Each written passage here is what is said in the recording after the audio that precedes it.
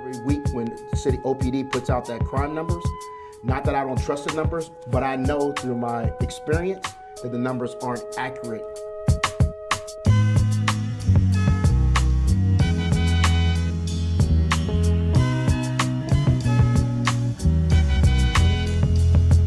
Is Oakland safe right now? Do you feel like Oakland is a safe place to live? It's kind of a loaded question, but I'm gonna say this. I think that Oakland can be a lot safer. You have to actually look at crime, and you actually have to look at the fear of crime. Additionally, when you start looking at numbers, and you had asked me this earlier, we've had many conversations about should you trust the data and the numbers. I'll be the first to say that I don't think anyone in the city of Oakland is like Baltimore on the wire that are cooking the books, Enron, and giving a false narrative.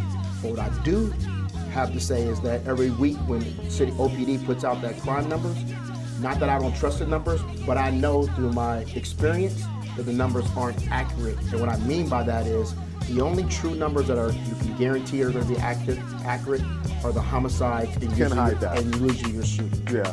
When you see the other crime numbers they're mandated by the FBI. Every law enforcement throughout the country is called UCR, Unified Crime Reporting. So you have to report these numbers in these areas. You and I had talked about why doesn't Oakland track dumping, homelessness, things along those lines. That's not a UCR mandated tracking, so Oakland does not do it. And I'm not even saying that he should be doing it. Did that include overdose? Yep, that's not a mandatory UCR tracking either. But what I can tell you is when I say that I'm cautiously optimistic about the numbers being correct, I can guarantee you that when you talk about burglaries numbers, which are down, double digits, those numbers aren't accurate.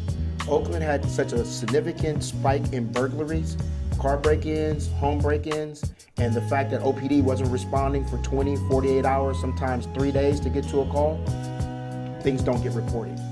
So you can't say that the numbers are down in that regard and feel very confident about it. And then lastly, let me just say this.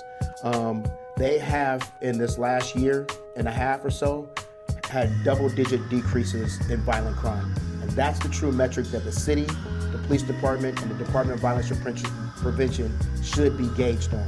So they are doing a good job with that, but you have to be very cautious about how you put that information out there.